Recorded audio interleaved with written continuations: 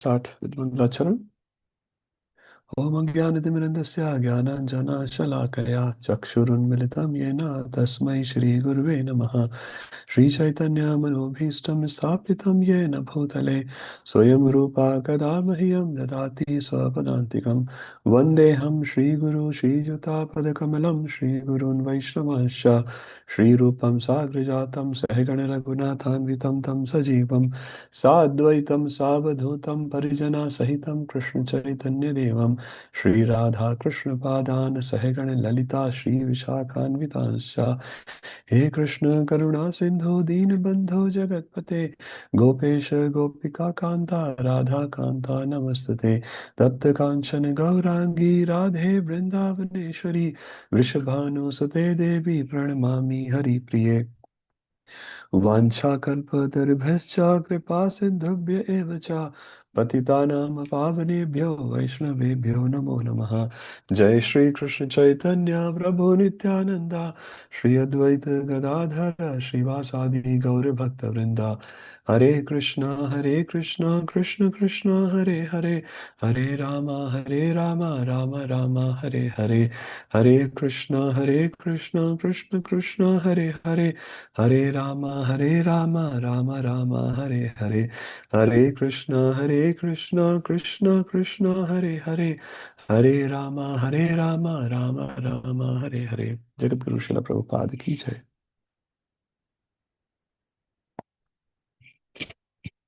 Hare Krishna everyone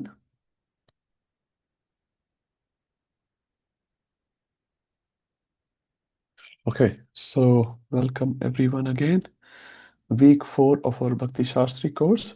Can I quickly ask if someone is joining for the first time today, please raise your hand, the virtual hand. Okay, everyone. Okay. Sarvagya Mataji, Hare Krishna. Hare Krishna Mataji. Hare Krishna Prabhuji. Hare Krishna Mataji. Dandavat Pranam. I think Ghanshyam Prabhu added you a day or so ago, right? Yes, Prabhuji. Yeah. Okay. Hopefully you have read Bhagavad Gita in the past, Mataji. Yes, indeed, Prabhu. Okay. Thank you very much. Okay, Hare Krishna. So let's continue. So we'll just do a quick revision for what we studied last week, and then we'll dive into chapter 1 today. Okay, one more point which I thought is worth mentioning to all of you. It's highly recommended that all of you read Burijan Prabhu's book, Surrender Unto Me. So if you don't have one, please buy one or search for online. I'm sure in City Temple they will have multiple copies. So if you could buy this book, this will be very, very helpful in understanding the whole Bhagavad Gita. I myself reading this book for a while. It's fantastic book. Burijan Prabhu is a very senior disciple of Prabhupada. Most of you would know he has studied just for this particular book 27 years. And after 27 years of studying Baladev Vidyabhushan and Vishwanath Thakur and Ramanujacharya and other Acharyas commentary, Burijan Prabhu has kindly put this book together. It's a hard work of 27 years of Prabhu, which comes in a form of this book. So if you read this book in conjunction with Bhagavad Gita as it is, obviously, your understanding of Bhagavad Gita will grow a lot deeper. So if you don't have this book as yet, please buy it, or it can be available online as well. It's pretty cheap book, I guess, like $15-20. It's not so expensive, which you cannot afford. So please buy this book. Highly, highly recommended to read this while you're doing your Bhakti Shastri. I'll just quickly read. This is the preview written for this book. This book is an overview of the epic Bhagavad Gita spoken by Lord Krishna 5,000 years ago. Based on commentaries from previous Vaishnava teachers, Bhurijan Das explains how the verses, sections, and chapters fit together, providing valuable insights into the dynamic logic of the Gita. It is the fruit of 27 years of study and is relevant for both practical preaching as well as applying the Gita's lesson to one's personal devotional life. Surrender unto me is such a valuable asset to properly understand Bhagavad Gita that many study courses incorporate it as their textbook. So it's a really nice book. When you start reading, you'll not put it down. And as you're going through Bhagavad Gita with Prabhupada purports, just read it together. And then you'll see how the whole sections, how the verses are put together by Krishna so nicely. Okay, so last week we did a little overview of Bhagavad Gita. Anyone would like to explain this slide? We have done it twice actually. This is very important. So just an overview of it. Any one of you, if you can give a little overview of this slide. So Vedic knowledge is divided into two parts. One is known as Shruti and second is Smriti. Shruti and Smriti. Thank you, Mataji. Someone else can define what is Shruti?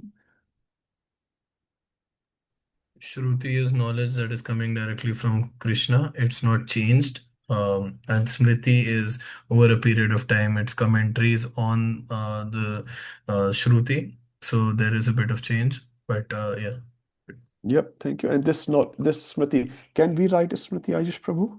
I can also hear and write a book. Will that be called as Smriti? No, Smriti should be composed by bona fide sages or spiritual leaders. Thank you. Thank you. So we cannot say, okay, I also heard some Shrutis and I can also write my commentaries become Smriti. No, Smriti is also very fixed in that sense. So although this knowledge is coming down by Krishna, by the sages to us, but these sages are very, very highly advanced sages. So we cannot write our own Smritis. So, okay, I will also write a commentary.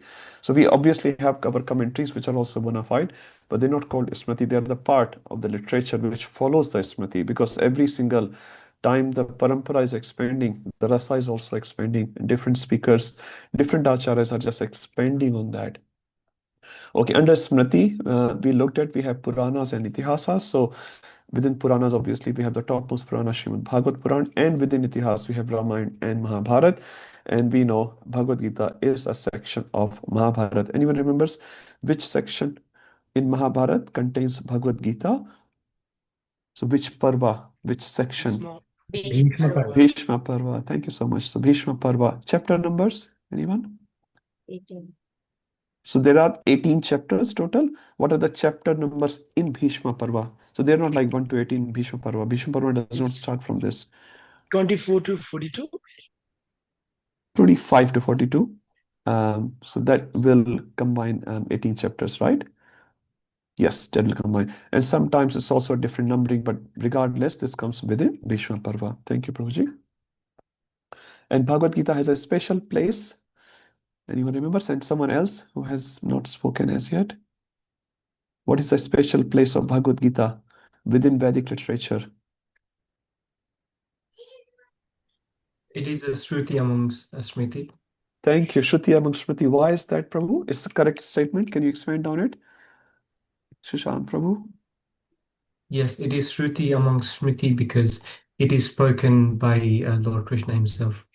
So that's why it is a Shruti, but technically it's a part of Itihas, Mahabharata. So that's why it says Smriti. Thank you. And that's why, because of its special position of Bhagavad Gita, every person respects Bhagavad Gita. Even if they're followers of Shruti or followers of Smriti, they both respect Bhagavad Gita equally. So this is a very, very special book. This is also known as the summary of all the Vedic literature. So whatever is found in other Vedic literatures is given principle wise in Bhagavad Gita. So if you read Bhagavad Gita, you can understand Krishna very well. As Krishna himself says in Bhagavad Gita, Vedaisha sarver aham eva vedya. Of the Vedas, I am to be known. And if you know Krishna, you know all the Vedas. And if you know all the Vedas and don't know Krishna, you don't know anything. The famous example in 10th canto of Srimad Bhagavatam, where the Brahmins are doing yajna, and when Krishna sends his friends to ask for some food, Brahman just ignores the boys. They don't even look at it. So they're doing yajna to please Lord Vishnu. And Lord Vishnu is saying, I'm hungry and give me some food. And obviously he was testing, and Brahmins failed the yajna. So they were very knowledgeable Brahmins, but they could not apply that same knowledge in their life.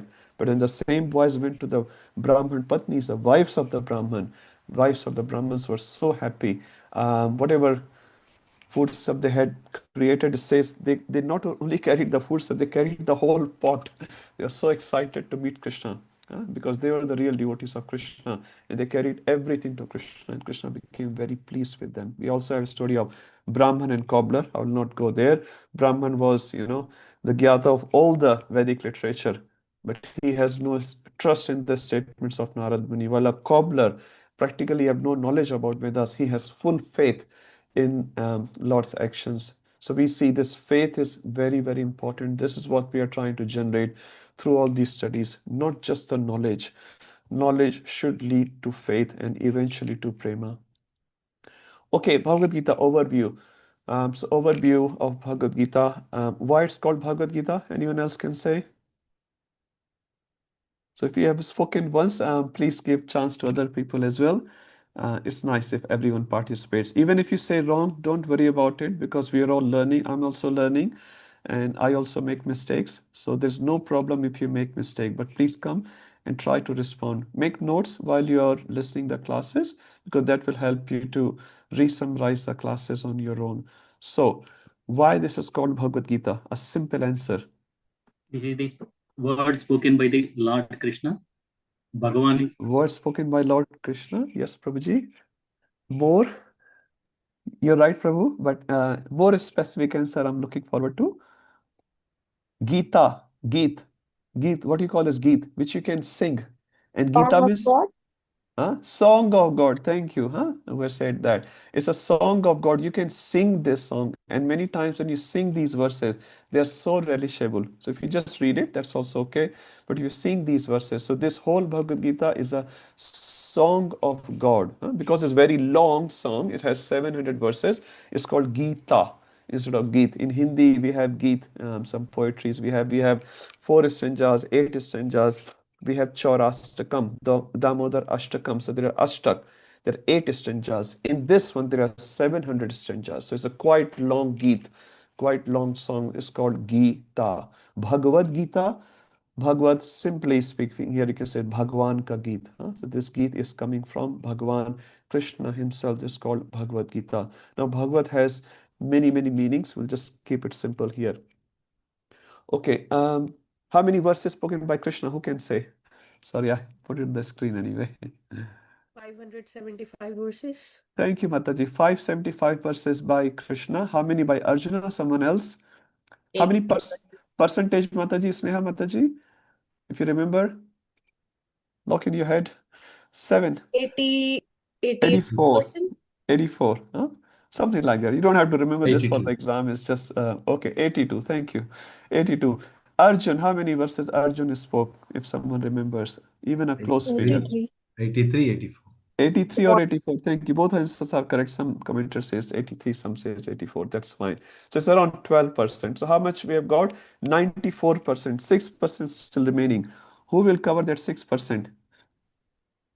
Sanjaya by 41 verses. Sanjaya 41. Thank you, Srinivas Prabhu. And one verse, the missing gap. Dhritarashtra 1. Dhritarashtra. So today we'll read that Dhritarashtra's verse, hopefully. 1.1. He only spoke one verse in whole Bhagavad Gita. Okay, so this is how the 700 verses are divided amongst 4 different speakers. What is the purpose of Bhagavad Gita? Prabhupada wrote in one line. Why Bhagavad Gita exists? In one line. Deliver mankind from the clutches of Maya. Hare Makes Krishna. sense. Thank you, Prabhuji. Anand Prabhu is making nice notes. Yeah. Thank you. So deliver mankind. So are we part of mankind? We are also part of mankind. So if you read Bhagavad Gita nicely, not only we can come out of Maya, ignorance, and the car, we can also help others to come out of ignorance. So if you read Gita sincerely, all the ignorance will go away. Live example is Arjun was in Moha, and we'll read about it obviously in chapter 1. And by the end of Bhagavad Gita, Arjun's moha was gone. In 1873, Arjun says, Nasto moha ispatir labdha tat prasadat me achyut. From your mercy, my dear Lord, my dear Achyuta, Nasto moha. My moha is gone. Ismritir labdha, my intelligence have come back. So Arjun has gone through the journey. We also as a jiva, and Arjun is representing all of us there, a lost jiva. Our moha can also be gone. Krishna only spoke this Bhagavad Gita in 48 minutes. 700 verses he spoke, Arjun and Dhritarashtra and all that. So 48 minutes, 45 minutes roughly he spoke Bhagavad Gita. We've been attending these classes for how long? I don't know how many years. I've been attending for quite a while. My moha is not gone as yet. So the problem is not in Bhagavad Gita. Problem is my understanding. So many times Vedic scriptures talk so many things, and we go through them so many times, but we don't get it. So the problem is not there. Problem is here in our mind. Our mind is too much contaminated. But when we read it sincerely with the blessings of our acharyas, definitely this knowledge is going to enlighten our heart. Jnana Deepena Bhasata 10.11, Krishna himself says, 10.10 Krishna said, Dadami Buddhi Yogam Tam Yena Mamupyantate. I will give you Buddhi Yoga so that you can come to me. So it's our sincerity which is the prerequisite of reading this Bhagavad Gita and understanding it. Okay. Gita Upanishad. Why it's called Gita Upanishad? Someone else, if you haven't spoken as yet, please try. Gita Upanishad. Sometimes people call it, but it's not a part of Upanishad. Upanishad is a part of Shruti, but we are talking Smriti. We are in Smriti, but still this book is called Gita Upanishad. Why? Anyone? Salan Prabhu is ready. Full of Huh? Sorry, say again.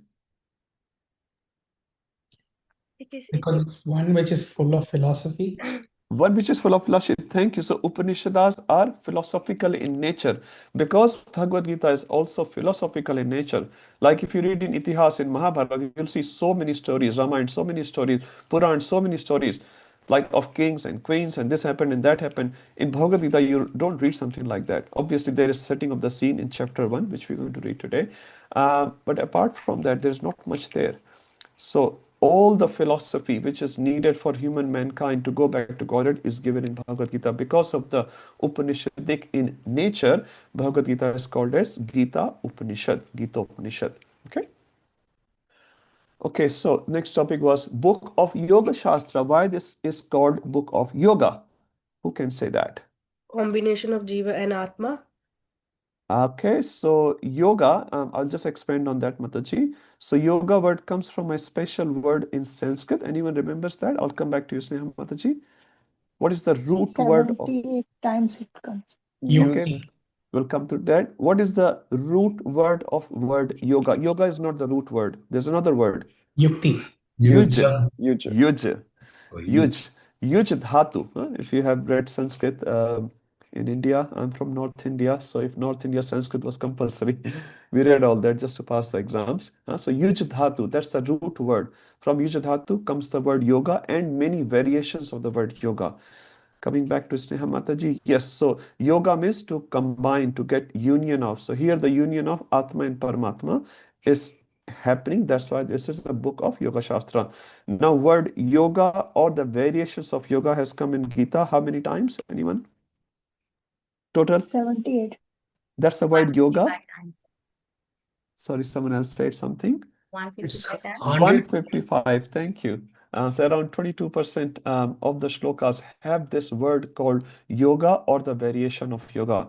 What are the different variations of this word? Yoga, as someone says 78 times, that's perfect. Yogi, 28 times. We'll read so many verses which has the word yogi. Yukta, yuktahar viharasya, yukta chastasya karam, so 617. So yukta word is also used 49 times, quite a lot. Total 155 times. And also, if you don't even look at this number game as a number, as we were discussing earlier, this is a book of yoga because this is trying to combine the lost jiva with our eternal Father, Krishna. That's why it's perfectly a book of yoga. Now, also, it's a book of yoga because multiple yogas are described. How many yogas are described in this book on a very high level? Aditya Karma Prabhu? yoga, Jnana yoga, Bhakti yoga. Okay, very nice. And there's another one more yoga is described. Ashtanga Yoga. Ashtanga yoga. Thank you. Sometimes people say three yogas, sometimes they 4 yogas. They're all correct. Okay, yogas discussed. We discussed karma, ashtanga, jnana. I put ashtanga here because it comes in number 6 chapter, so it's in that order. Okay, qualification to understand Bhagavad Gita. Anyone remembers that verse? If you don't remember, that's absolutely fine. Devotee Lord. Love of God. Devotee of the Lord. Now, what are the qualification to understand Bhagavad Gita? That's the question. Friend and a devotee. Sorry, Indian. Friend and a devotee. Friend and the devotee. Thank you. Verse number, anyone remembers? Chapter 2. Charu Mataji, she's here. I saw her somewhere. Chapter 4. It's Bhagavad Gita 4.3. 4.3. Thank you. And the verse is Bhaktosi me sakha cheti rahasyadhi etad uttamam. So that's a beautiful verse. We'll read about it when we get there. So these are the two qualifications which we need to have if we want to understand the message of God as it is. If you're not a devotee or we don't have devotional attitude, if you have the attitude of Kansa or Raman, uh, no one has it here in this room, but I'm saying if you have that attitude, you cannot understand. If you have the attitude of Duryodhan, Hiranyakashipu, Ravan, Kansa, then you cannot understand. So you have to have a devotional attitude, favorable attitude, and a friend of Krishna. Krishna says to Arjun in later chapters, because you don't have any ansuya in you, don't have any envy, that's why I'm teaching this gyan to you.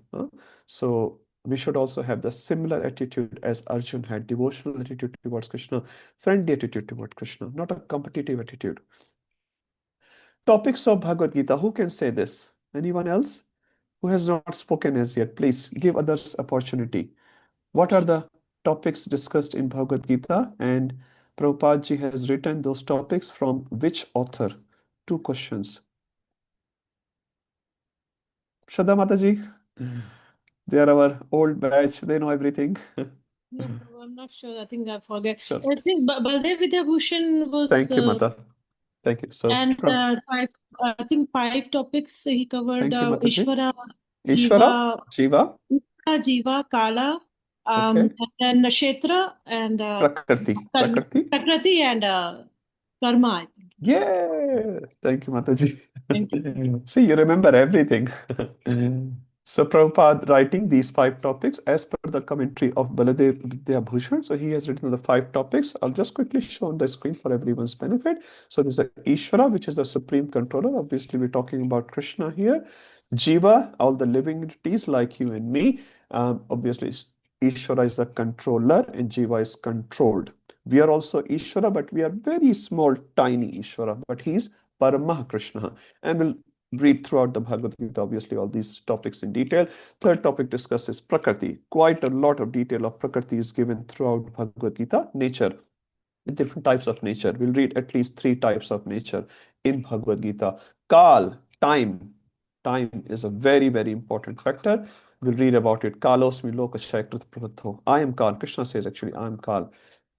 Karma, activity. Now, out of these 5 topics, some are eternal, some are not eternal. Who can tell? Someone else. Karma is not eternal. Karma is not eternal. Karma is not eternal. Why? Why karma is not eternal? Is Because correct? it changes from time to time. It changes from time to time. Okay, more. Can be changed by bhakti. It can be changed by bhakti. So if you do bhakti, all the karma can be destroyed to null, 0. So no karmic reaction. It's called akarma. So we'll read different types of karma in chapter 4. This karma, akarma, and vikarma. We'll read all those definitions later. So karma can be changed, so it's not eternal. So even if someone has a very, very bad karma, we have examples of, say, Valmiki Rishi, who was a Ratnakar Daku earlier. We have example of Mragari. It doesn't matter. Anyone and everyone can perform the bhakti and become the best, perfect devotee of Lord. So karma will not stop you. But other 4 topics are eternal. Okay. So they are eternal. This is not eternal. Divisions of Bhagavad Gita. So as we can see on the screen, Karma Yoga, Bhakti Yoga, and Jnana Yoga. I think everyone is aware of that. Now Bhakti is put in the middle of this book. Why? Any one reason, anyone can say. Because we usually. It is there in the secret. Okay, yeah, it's the secret things, and secrets are always kept. You don't put your jewelry outside in your balcony, huh? You put jewelry nicely in a safe. Yes, anything else? It is the essence of the Gita. It's the essence of Gita. That's why it's kept in the middle. Now you can also say, Mira Mataji, the essence should come at the end. I'm just saying for that counter argument, although that's not wrong. Bhakti is the essence of Bhagavad Gita. It's amazing. Without having the bhakti, the karma and the jnana are like a dead. Haribol. So I'm combining Mira Mataji's statement and Srinivas Prabhu's statement. Yes, it's the essence, and this essence is given throughout Bhagavad Gita, specifically in the middle chapter. So we not only see bhakti in 7 to 12, we also see bhakti in 13, 14, 15, 16, 17, 18. You'll see in every chapter Krishna is opening this. And without bhakti, the karma or jnana cannot survive. For breathing, you need bhakti. Even for successful execution of Jnana Yoga, for example, and read in the chapter itself, you read bhakti. Krishna is very openly talking about it. And I think there's one more point was there. Yes, Prabhuji or Mataji? It's a confidential secret and it's not disclosed till an intimate relationship is built. So first few chapters, the relation is built and then the secret is disclosed. That was the most confidential knowledge. Thank you, Prabhuji. Very nice. Aish Prabhu studying very nicely.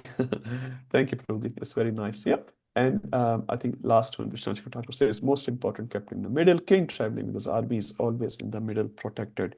And I think we also gave an example of a jewel box. Jewel box has an outer covering and the lower covering, but the jewels are inside it. So outer covering is like Karma Yoga and Jnana Yoga. And inside there are the jewels. Now within jewels, there are some important jewels. We'll talk about it when we arrive in chapter 18. Where are those jewels? Okay, Padma Puran talks about Bhagavad Gita as a body of Krishna. Anyone knows what different chapters of Bhagavad Gita represents which body part of Krishna? Chapter 1 to 5 is the 5 heads. 5 heads of Krishna, thank you. Next one, arms of Krishna.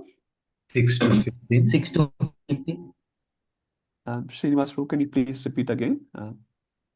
6 to 15 is the arm. 6 to 15, 10 arms. So 5 heads, there has to be 10 arms, right? So obviously one head will have 2, so 5 you can say 10 arms. So 10 plus 5, 15 is done. Someone else can say 16, 17, 18. Chapter 16 is stomach. Stomach of Krishna. Thank you. So if you read 16, what's the topic of 16? What's the entitle? What's the chapter name? Divine and demoniac nature. Divine and demoniac. That's considered the stomach of Krishna. So if you're helping Krishna's digestion or you're making Krishna indigest. Now Krishna's digestion is pretty good, but the point here is we should be favorable to Krishna. We should have divine nature. That's the target. Okay, 17 and 18. 2 lotus feet of Krishna. 2 lotus feet of Krishna. Thank you so much. Everyone is getting a lot of notes, which is very nice. Okay. Gita Mahatmya. Where do we find Gita Mahatmya? What are the 2 different places where we find Gita Mahatmya? Mayadish Prabhu is ready to respond. He's already unmuted. Sorry, Prabhu, I forgot. What are the 2 places where we find Gita Mahatmya? One is Shivaji and Parvati Mata, and also which book? Padma Purana. Padma Purana. Okay. Okay, so that's Gita Mahatmya. So sometime you hear Gita Mahatmya, you'll listen the story of Shivji and Parvati ji. Absolutely valid. That's Padma Purana. Sometime you see Gita Mahatmya, they are the verses by Shankaracharya. Who's Shankaracharya? Quickly. Incarnation of Shivji. So Shivji, whenever he comes, wherever he comes, he cannot just like not glorify Krishna. Shivji is a devotee, is a Vaishnavanam Yathashambhu, is the topmost devotee of Krishna, one of the topmost devotees of Krishna, and he always glorifying Krishna. And why he came as Shankaracharya? Our acharyas say Krishna himself told him to go because there was a need. Sometimes there's a need and you have to tell. Jay and Vijay, for example, were sent from Vaikuntha Lok to Prithvi Loka as Hiranyakashipu, Hiranyaksha, Ravan and Kumbhakarna, Shishupal and Dantavarka. There was a context behind it. They had to perform some leela with the Lord. So they came down. So sometimes devotees come as Asura, but that's just an external look. So Shankaracharya also came externally as a Mayavad, but internally his heart was completely filled with bhakti. And when he wrote Gita Mahatmya, you can see that. And he wrote many other bhajans as well, especially when he was leaving this planet. And that's completely devotional bhajans. So Acharya Nishtha Prabhu, is it related to this topic? Yeah, what is Gita Mahatmya, Prabhu? Mahatmya is the glories of singing Bhagavad Gita. So what are the glories? So someone can ask you a question because this is the yug of mujhe kya milega? What's my benefit? Huh? If I do this, if I come to your house, what will I get? If you come to my house, what will I get? Huh? So when you read Bhagavad Gita, what will you get? That's a simple answer. Huh? So our acharyas have explained, if you read Bhagavad Gita, if you touch Bhagavad Gita, if you hear Bhagavad Gita, what will happen? So highly recommended if you could read these 18 chapters, what Lord Shiva is explaining, the glories of each chapter. Ideally, I wanted to read them, but there's not much time. But please read it. You can find on internet. So each chapter has a glory. So what's the glory of reading chapter 1? So there was a Susharma Brahman, and there was a cow, there was this bull, and they got released from this many sinful activities just by hearing chapter 1. A tota, a parrot was listening, for example. There's so many glories actually Shivji is giving.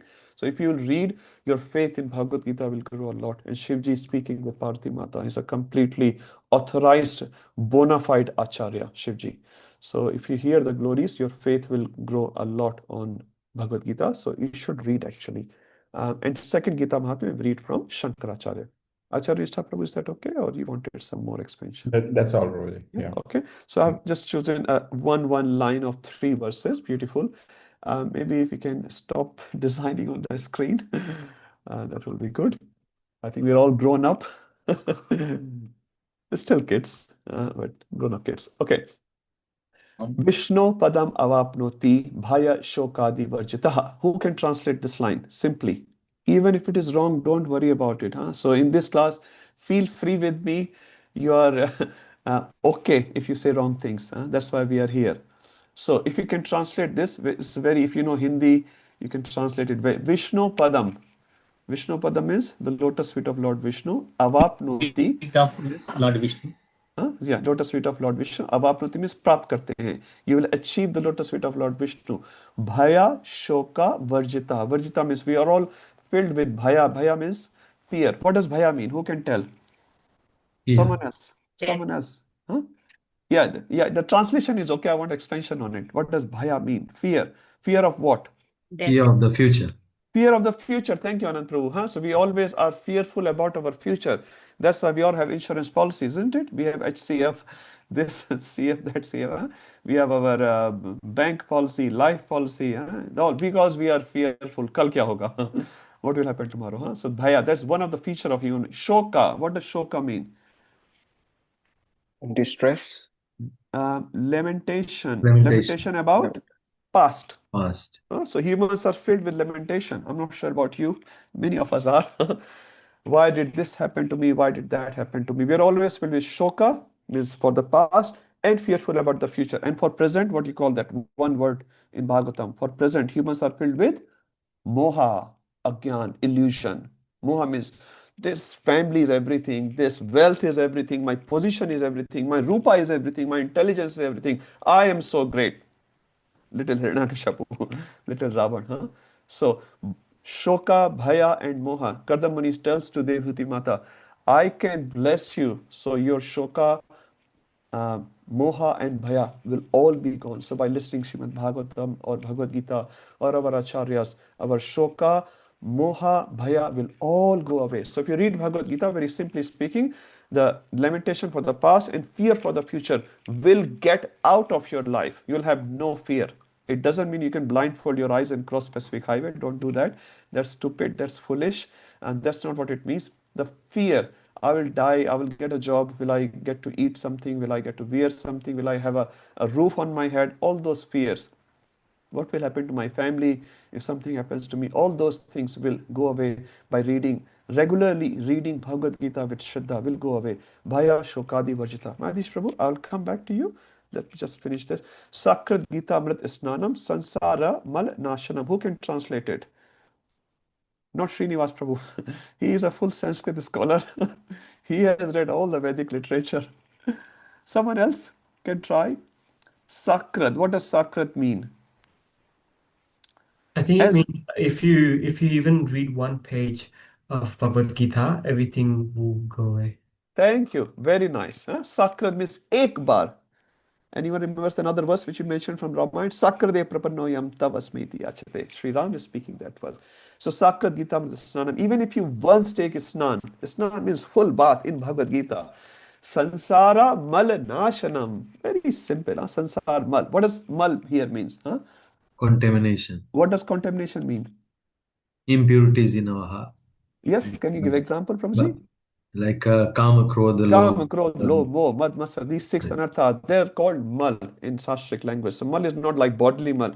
You put Lux or Pierce ka soap. That mal is very, very external mal, huh? That can go.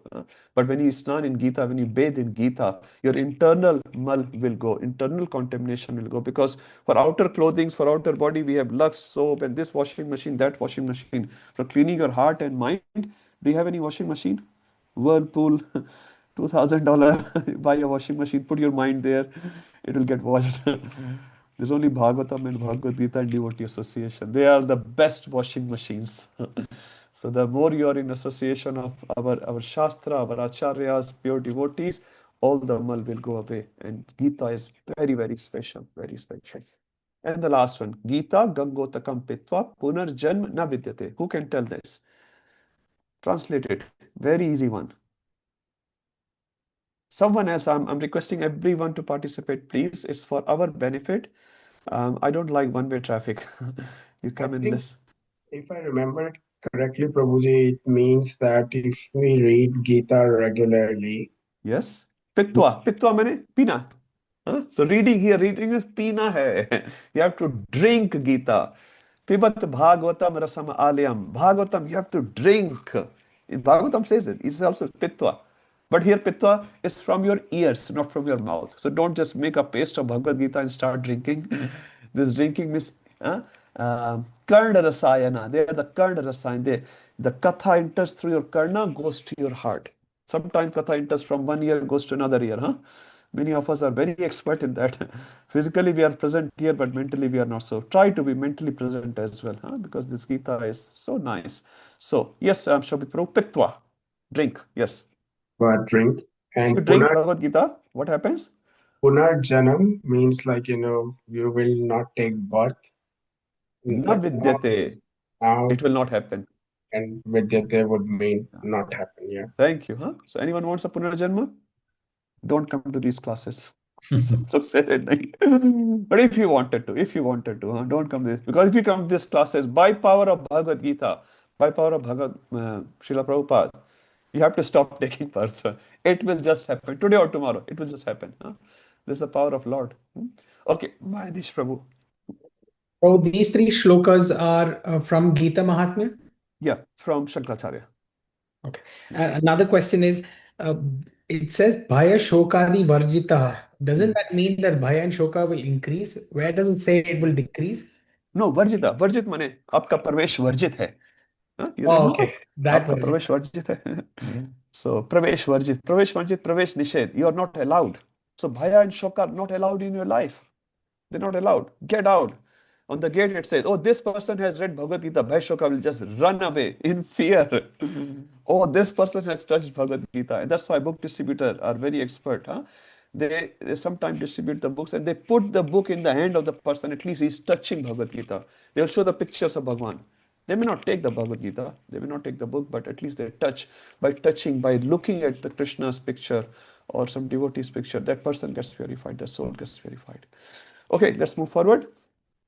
Blessings from Lord Krishna. Which verses gives blessings from Lord Krishna within Bhagavad Gita? So this was outside Bhagavad Gita, the blessings which you receive. Within Bhagavad Gita, what blessings you get? Verse number, quickly.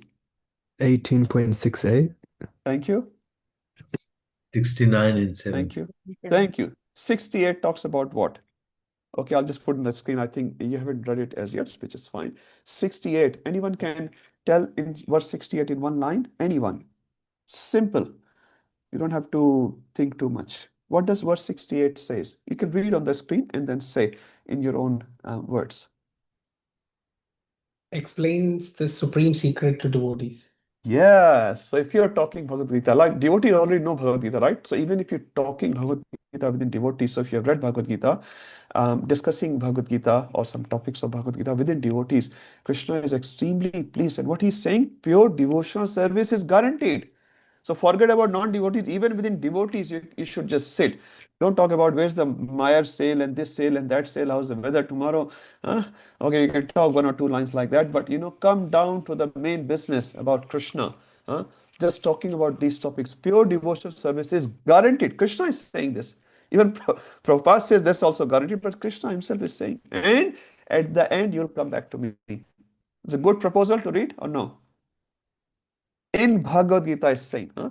And Mahadish Prabhu, as he was explaining, no, Varjita, Shoka, Bhaya, no Bhaya, no Shoka. Jo hua, wo acha hua. Jo hoga, wo bhi acha hoga. They say like that, but actually it really happens. Okay, 69. One line, if I have to ask you, how can you explain this? Verse 69 in one line. Have a read. Krishna loves you. How much? There is no servant in this world more dear to me than he, nor will there ever be one more dear. This is relating to verse 68. So if you talk about Bhagavad Gita within devotee circle itself, forget about going out, which is very, very tough. Krishna loves you. He calls you back and he's saying there will be no better servant than you. Huh? So just talking about Bhagavad Gita. So talk Bhagavad Gita, live Bhagavad Gita. And the last one, even if you don't talk to others, even if you're just reading on your own, huh? In your room, you're reading, in a train, you're reading, what will happen? Who studies this sacred conversation? He's worshipping me by his intelligence. So even if you don't know too much about Shastra, just read this book. Just read Prabhupada purports. And that will please Krishna a lot. Huh? You may not know all the Pancharatra Vidhi of worshipping the deities, but just by simply reading, and you can read in your own language, whatever language, Hindi, English, Bengali, Nepali, whatever language you prefer. I started reading Bhagavad Gita in Hindi. I'm from Hindi background, so I loved it. Huh? So pick up your own language and whatever language you understand the best. And this is for sinking in your head and then eventually in your heart. So these three verses are very important. Chapters of Bhagavad Gita. Okay, any question before I get inside the chapters of Bhagavad Gita overview? Or any comments? Yuvati Mataji. Hare Krishna, Prabhu. Hare Krishna Mata.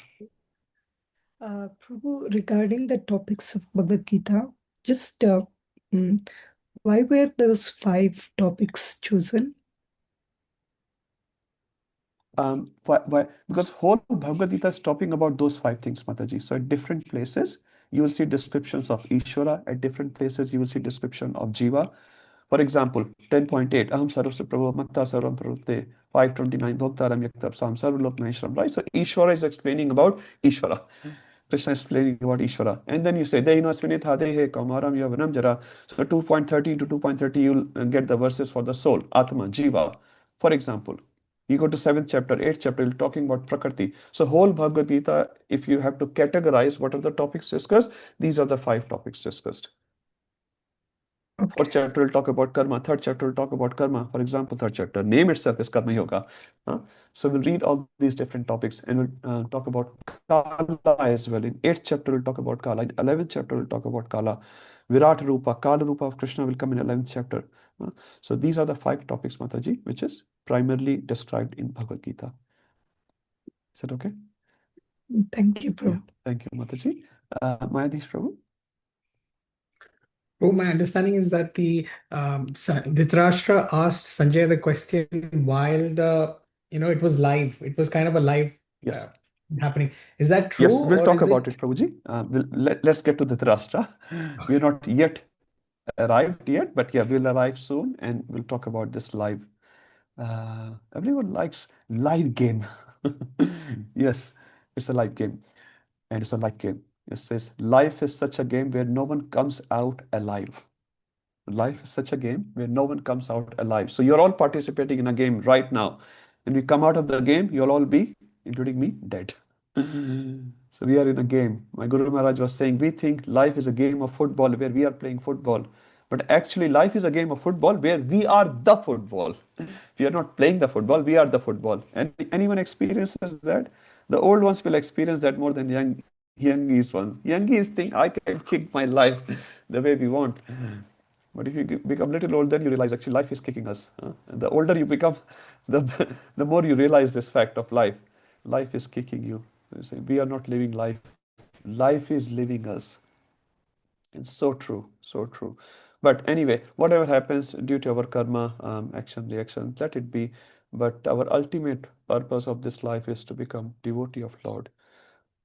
What different phases of life comes in my life or others' life, that's arrangement of Lord. We don't care so much about that. But what we care about, how we are doing in our ultimate goal. Okay, so Priya Mataji. Hare Krishna, Prabhu. Hare I just Krishna. wanted to know this link that you share after class, recording link. Okay. It expires after 1 week. If we are busy, we cannot take notes. Can we go to YouTube and take notes, or it will expire the Absolutely, it connection? should not expire. Mataji, I'm not sure what happens to videos. Yes, Prabhu, Hare Krishna. He is our admin, he can respond better. Expired. Maybe I will talk to Mataji offline and let her know. Okay. Yeah. Yeah. It should be live all the time, Mataji. Yes, Anyone can exactly. access these links. So you can always see the videos. Yeah. Okay. Yeah, it's there on the YouTube forever. Okay, let's move forward to the chapters. Now, as we all know, there are 18 chapters in Bhagavad Gita. Now, these Sanskrit names, I think I gave a little indication last week in little rush, are not given by Vyasadeva, especially not by Krishna. So Krishna and Arjuna are having a live conversation, as Mayadhish Prabhu was talking about live. So it's a live conversation. So Krishna is not saying Atha Prathamo Adhyayaha, one adhyay ho gaya. And Arjuna is like, how many adhyay more to go? So it's not happening like that. So Arjuna and Krishna is talking just live as friends, and they are having some conversation. Vyasadeva has put the chapters, has made some logical endings, and has put the 18th chapter. Even Vyasadeva has not given the names. The names are given by our acharyas.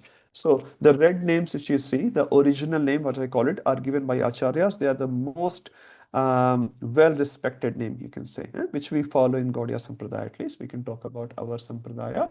So they are the Sanskrit names. And Prabhupada, our Prabhupada he has translated some of the Sanskrit names into English, again, because of the Western audience which Prabhupada was targeting those time, so that they can understand. If Prabhupada puts the Sanskrit name, they may not understand. So many chapters you see, actually most of the 16 chapters, Sanskrit names have been translated by Prabhupada. I'm going to read the chapter's names. It says, even by reading the chapter name gives us purification, just by reading the name. So let's read. Maybe some of you can read that. Who can read chapter 1, Sand and Niriksha Yoga? Divya Gopika Mata, would you like to? Sanskrit, only Sanskrit names, please. Okay, Prabhuji. Chapter English name we'll read little later. Sayana Niriksha Yoga, Arjuna Vishada. Okay, chapter 2. Oh, okay. Just keep reading, Mataji. Sankhya Yoga, Karma Yoga, Jnana Yoga, Sannyasa Yoga, Dhyana Yoga, Vijnana Yoga, Taraka Brahma Yoga, Raja Bhusha Yoga, Vibhuti Yoga, Vishwarupa Darshana Yoga, Bhakti Yoga, Prakriti Purusha Viveka Yoga, Gunatarya Vibhaga Yoga, Purushottama Yoga, Daiva Sura Sampat Vibhaga Yoga, Shraddhatraya Vibhaga Yoga, Moksha Yoga, conclusion. Haribol. It's so nice, huh? Just to read these Sanskrit words. I like reading it. So even if you don't understand Sanskrit much, read it. It's very auspicious. It says by pronouncing Sanskrit words, our brain tissues gets purified. It's a language of demigod. Krishna speaks this language. My boy was asking, so in Vaikuntha Loka, which language do they converse in? I said in Sanskrit. He said, that will be very difficult for me when I arrive. I don't know Sanskrit. I said, Krishna will teach you Sanskrit before you arrive there. He has this question when I arrive there, how I will converse with other devotees. So Gaur Gopal Prabhu had that question.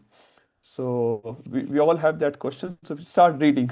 First thing is start reading this Janma and get some words at least in your head. It's very beautiful language. There's so many benefits of Sanskrit. Okay, so all these chapter names are there. So what we will do when we arrive to the chapter, each chapter, we'll talk about hopefully the original Sanskrit name, and then we'll talk about the Prabhupada translation. If we have time, we'll also give the context why that chapter name is like that and why Prabhupada has translated like that. At least we can talk about chapter 1 in a minute. Okay, now how many verses are there in each? Again, it's good to know. I like to know how many verses are there. I'm a little numerical person.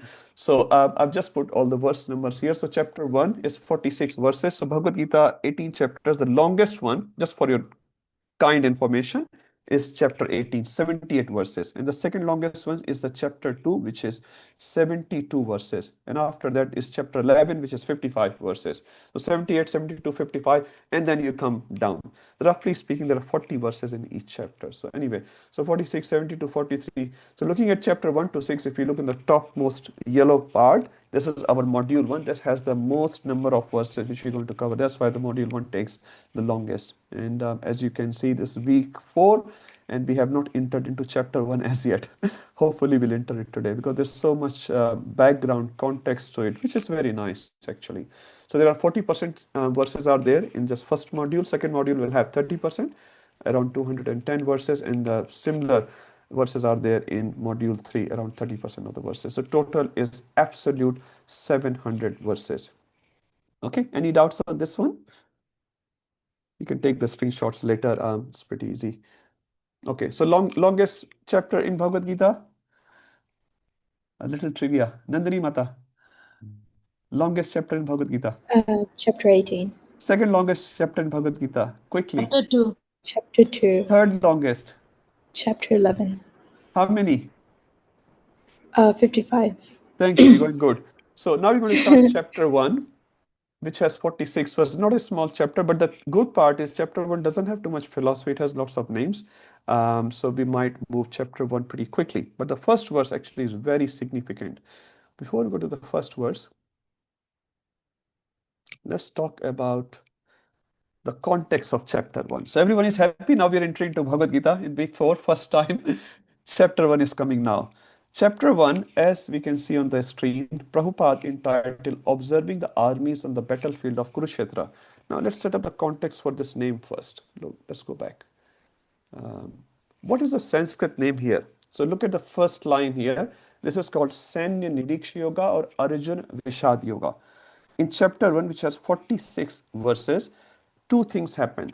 So if you have to divide chapter 1, so you can divide chapter 1 like 1 to 25 and 26 to 46, roughly speaking. So you can have two sections in chapter 1.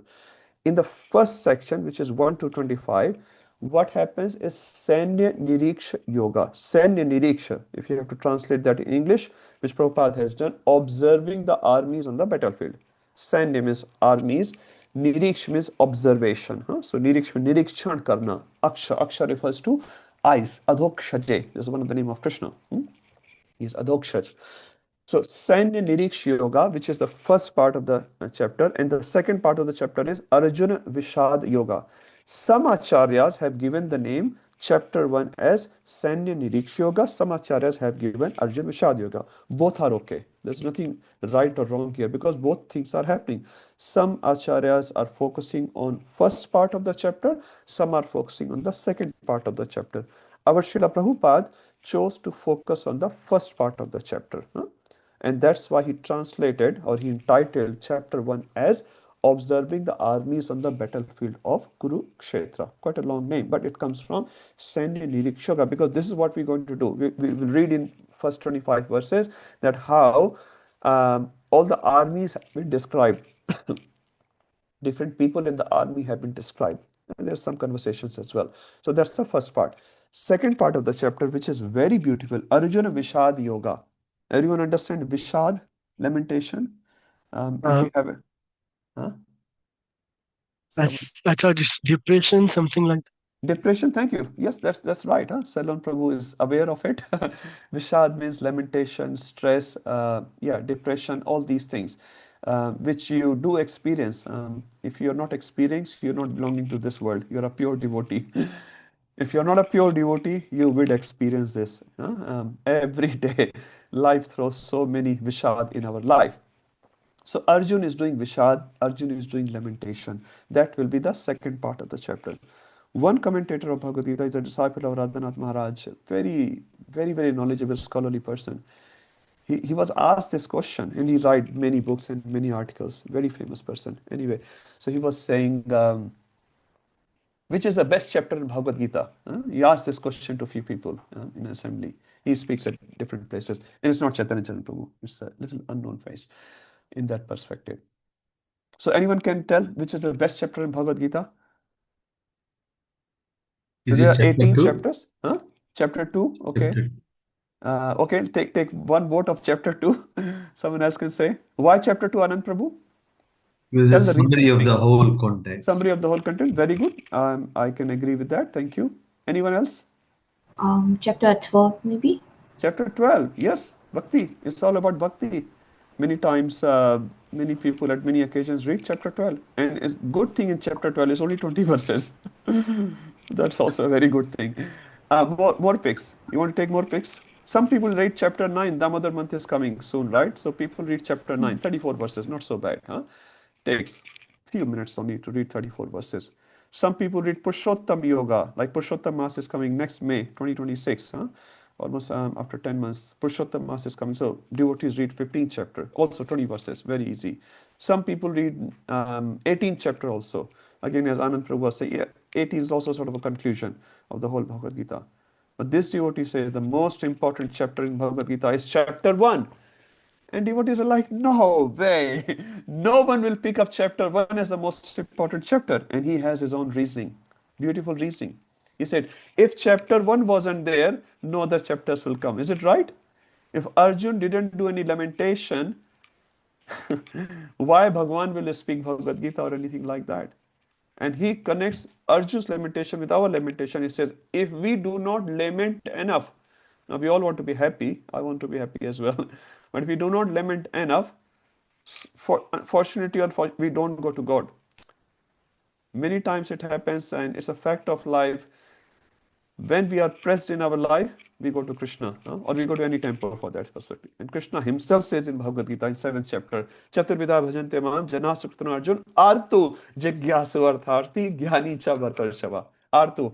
Artu is the first qualification, not for everyone, but for many of us. When life is not treating us well, we go to Krishna. Krishna, are you not looking at me? In Hindi movies, you see, hero has never gone to a temple, and at the end of the life, and mother in the hospital bed or something has happened. मैं मंदिर कभी नहीं आया, आज मंदिर आया हो.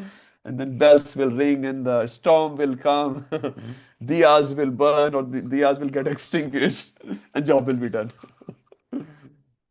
So Artu is a qualification. And when we are Artu enough, when we are distressed enough, when we have done enough lamentation, if we are Sukrativan, if you are pious person, you'll go to God. You'll go to God. And that's very nice. Bhaktivinoda Thakur says there are 4 reasons why people go to God. Bhaya. Bhaya is the first reason. Fear. If I'm doing, some brata or something, and if I have to quit that brata, Bhagwan नाराज हो जाएंगे, बृहस्पति देव नाराज हो जाएंगे, Friday देवी नाराज हो जाएंगी, Saturday देवता नाराज हो जाएंगे. We have this bhaya, fear in our mind. So people go to God for one reason, bhaya. Second reason, it says kartavya. Kartavya means duty. I have to go. My grandmother used to go. My mother used to go. I have to go. You should go. Your family members are. We should go. But kartavya is not the highest thing. Duty. Is mother attending a small child's needs as a duty? Nurse does the duty. Mother doesn't do the duty. Father doesn't do the duty. At least in Vedic culture, we can say that these days mothers also feel like, kitna karungi. So duty, kartavya. And then it says asha, hope. वहां जाएंगे तो कुछ मिलेगा. If I go to the temple, I'll get. तुम एक पैसा दोगे वो 10 लाख देगा. Everyone loves this song, huh? If you're too young, I'm not sure whether you heard it. I'm from the old generation, from previous century. Acharya Nishtha Prabhu, you'll know. तुम एक पैसा दोगे वो 10 लाख देगा. So when we think about that, we give paisa, giving something to Gopinath in thinking that I'll get something back. Again, not bad, but it's not the best. Gopinath definitely. Why Gopinath will take from you? What will happen to Gopinath if I give $10,000 or $20,000? He's a Lakshmi Pati. He's not short of anything. So what are the 4 reasons? First is bhaya, kartavya, asha, and the 4th is prema. So the best intention you can have to go to Krishna is prema, love. A mother going to the child to serve the child, or child going to the mother to serve the mother, the best relationship is prema. Do you think any 3 relationships are higher? Bhaya is higher. The Kansa, people were fearful of Kansa, and that's why they were serving Kansa. Is that a good relationship? You are bhaya of your boss. You have bhaya of your boss. Is a good relationship? Not really. Kartavya, just out of duty. हम लोग काम पे जाते. Do you love your boss? I don't. My boss is a good person, but I don't love my boss in that sense. So kartavya, duty. Why I'm doing duty? I get paid for it. If my employer stops paying me, I will not go. Hare Krishna, goodbye. I have no prema. Kartavya. Shobhit Prabhu is nodding his head. We both in the same company. Kartavya. Asha. Asha. Do you like conditioned friendship? Someone loves you because you are in a certain position of your life. You have something which he doesn't have or she doesn't have. There's some conditioning. The conditioned love, they call it. No one likes that actually. prema, love. We go to Gopinath, or we should go to Gopinath to offer him something. Prabhupada was once asked, how do we know we are advancing in devotional life? Prabhupada said once at least. He gave many, many answers. Once he said, if you come in front of Gopinath, you should ask yourself, what I am doing for Gopinath. You should feel inside what I am doing for Gopinath. If you're not feeling that, you always feel what Gopinath is doing for me. You are still in the initial stages. It's not wrong. Huh? He is your father, and expecting from father is not so bad. But the point here is, you always take service from your father, or you also have to serve your father. Huh? Sometime your father becomes old. Now, Gopinath is not old, but your father has some expectation. So when you go to your father, ultimate father, or your biological father, you should have the tendency, what can I do? What can I do? You can't do much about Gopinath, and Gopinath is Sarvlok Maheshwar, but whatever little I can do, I should do it. And if I'm not doing my duties in the service of Gopinath, for the pleasure of Gopinath, I'm lacking. Gopinath, please help me so that I can help you, I can serve you. That should be the mentality. So that Vishad actually is a very, very important step, very, very important step. And Arjun had Vishad, Bhagavad Gita came out. And it says when Yudhishthira Maharaj had Vishad, when he had Vishad, where did he go? Bhisham Pitama. Vishnu Sahasranam came out. Vishnu Sahasranam. Vishnu Pitama gave 160 chapters of Gyan.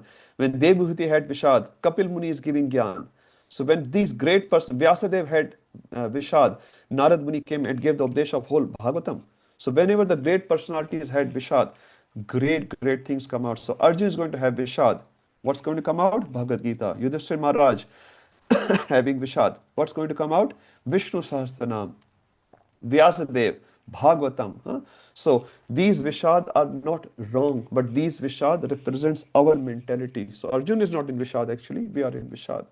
When Arjun is doing lamentation, is representing the normal conditioning of a jiva, normal conditioned jiva, which we are, you and me, all of us. Some are more higher than others, but we are still conditioned. So this Vishad Yoga is very, very important. This chapter is very, very important. So we should read this chapter from the mindset of this material nature is giving me so much Vishad. And the best thing, the best outcome of this Vishad is not to go into depression. Close up your lights. Go to Krishna. 2.7 will read. Karpani dosha pasvava. Prachami tvam dharma sammurcheta. Yashreya bhuri nishcham sahitan me. Shishtasteham shadi mam tvam prapannam. Prapannam. That's what is important. So Arjun, after the Vishad, will take shelter of Krishna. So when we do Vishad, what we should do? Follow the footsteps of Arjun. Take shelter of Krishna. But if we are not doing it, then we are not onto the mark. So doing Vishad is not wrong. Having Arto, like you're going through some tough phase of your life, everyone does, that's all right. But what we should do, Bhagavad Gita is teaching that through chapter 1. That's why chapter 1 actually, from that perspective, is extremely important. Unless, if you're all happy, then will you go to God? Most of us will not go. Some of you are pure devotees. Most of us are not. So when something happens in our life, and I've seen so many people, personally speaking as well, something happens, then they come to temple, and then they get connected very well. So Arjun Vishad Yoga is very important, especially for struggling sadhakas like us. Okay, let's get inside chapter 1. So we understand the naming convention of chapter 1. Why Prabhupada is talking about observing the armies in the battlefield of Kurukshetra. Everyone is okay? Which is the Sanya Niriksha Yoga, which is the first part of this chapter. Now let's talk about this picture a little bit more. So in this picture, we see two personalities, and everyone is aware of them. One is Dhritarashtra, one is Sanjaya. So primarily, who is giving us Bhagavad Gita? Actually, is a conversation of Sanjay and Dhritarashtra. So you can say there are two layered conversation. First layer, which we are hearing from, is between Sanjay and Dhritarashtra. If you didn't know, just in case, Dhritarashtra is the king of Hastinapur. That time, Hastinapur was the capital of the whole world. And Dhritarashtra is the king of the whole world in that sense, you can say. And Sanjay is his secretary. Now, Dhritarashtra is born blind. And he's not only born blind, he does not just have absence of his physical eyes, but he's also spiritually blind as well. And that we'll see in the very first verse, why he's spiritually blind. Now, Dhritarashtra is asking some question to Sanjaya, and Sanjaya is going to respond. Now, they at the moment in this picture, they are sitting in a city called Hastinapur, which is the capital of his whole kingdom. Hastinapur, you can say old Delhi.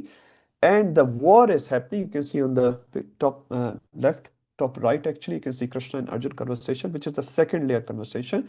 It is happening in Kurukshetra. Now, Kurukshetra and Delhi, they are roughly, I don't know, 300 kilometers or something. Anyone from Kurukshetra? Nandari Mata is from Kurukshetra. So she would know exact distance. Hare Krishna. Yeah, about like 3-4 hours away. 3-4 hours. She is in Kurukshetra right now. So Hare Krishna, you can offer our obeisances to Kurukshetra Bhumi, very pious Bhumi. Kurukshetra residents don't agree with that statement, but Shastra says it's a pious Bhumi, Kurukshetra. We'll talk about it in a minute. So the war is happening in Kurukshetra. In the war, Krishna and Arjuna is conversing with each other. The same conversation is getting relayed in Hastinapur, around 300 kilometers away, by Sanjaya to Dhritarashtra. How did Sanjaya got this vision? Everyone knows that or no? Okay. I think he gave. Oh, sorry. Because he was the disciple of So Bas. yes. He's a disciple of Vyasdev. Thank you, Prabhuji. And Okay. Just to set up a context on that very quickly, not going the whole history here, but Vyasdev is like a father figure to Dhritarashtra. So if you start from Shantanu Maharaj and Shantanu son of Bhishma Dev, and so Vyasadev and Bhishma Pitama, they're actually brothers. They're all brothers. And their son was, if you take the dynasty of Vichitravirya and Chitrangad, and their son from Satyavati Vyasdev, we can say Vyasdev, was the son of Satyavati. And then when Satyavati ordered Vyasdev to create the progeny from the womb of Ambika and Ambalika, then this progeny came, which is Pandava and Dhritarashtra. So they are the third generation, and you can say Pandavas, Arjun, Yudhishthira and all that, and Duryodhan, they are in the fourth generation. Now in the third generation, where Dhritarashtra is there, he's like a son to Vyasadeva. So Vyasadeva came just before the war, and obviously he tried to convince Dhritarashtra, which didn't work. And finally, when he was leaving, he said, okay, you want to see the war? And Dhritarashtra has never seen anything in his life so far, except once when Krishna came as a peace messenger to Hastinapur, and Krishna showed his Virat Rupa. That time Dhritarashtra requested to Krishna, can I see this form as well? So Krishna gave him vision. So that was the first scene that Dhritarashtra saw. So he saw the Virat Rupa of Krishna in Hastinapur before the war, some time ago. Now, at this point, when Vyasadeva said, I will give you the vision, you can see the whole war by sitting in Hastinapur. Dhritarashtra thought, I have never seen the life of my sons. And he knew, in one corner of his heart, that my sons are going to die. He didn't want to see the death of his sons. So he said, I don't need the vision. You can give this vision to my secretary, Sanjaya, who was his very confidential servant, you can say. He's a very mature person. He was his Sarathi, chariot driver. So Vyasadeva gave this transcendental vision to Sanjaya, and with this vision, he not only could see everything, he could hear everything as well. So Sanjay could see every single corner of the battlefield just by sitting in Hastinapur. Also, he could hear everything. Who is the second person who could see and hear everything besides Sanjay on the battlefield, who was not on the battlefield? Who can say that? Ayush Prabhu. Yes. Thinking deep. Huh? Okay, not Vyasdev. Okay, Vyasdev gave the vision. That's nice. Thank you, Mata. That's a good answer. Another person, not Vyasadeva. Babrik. Barbaric. Barbaric, thank you. Barbaric was not present on the battlefield, he could see. And after the whole war was over, people came and asked Barbaric, Barbaric, you have seen the whole wars. Who is the man of the match? And Barbaric says, Krishna. Arjun, everyone was thinking Arjun will man of the match. Bhima is man of the match. He killed 100 sons of Dhritarashtra, but it was actually Krishna Sudarshan Chakra. He said, all I saw in every part of the battlefield, Sudarshan moving across and killing people. So Krishna is just giving credit, obviously, to his devotee Arjuna, but the actual doer is Krishna. So in our life as well, sometimes we may think, I have done this, I have done that. Actually, Krishna is behind the scene. Without Krishna's help, we can't do anything. The Barbaric said, man of the match is Krishna and no one else. So our life also, man of the match should be Krishna, not anyone else, especially not me. Many times we think, मैं इतना महान हूँ, I am so great. We are not so great. We may be little great for some time, but Krishna is great. Yes, Mayadhish Prabhu. Who's Barbaric? Sorry. Who's Barbaric? Who answered Barbaric? Tell. He's Ghatotkacha's son. he's grandson of Bhima. Oh, yeah. So Anand Prabhu have read Mahabharata nicely. Srinivas Prabhu also, he's read Mahabharata and the Shastra so nicely. Good. We should read Shastra. Okay, so let's come back. So all clear so far? So now the conversation is right now is coming from, so the whole Bhagavad Gita actually is getting recited by Sanjaya to Dhritarashtra. Now, some person mentioned, Mayadhish Prabhu also mentioned about the live. We'll talk about the live game in a minute.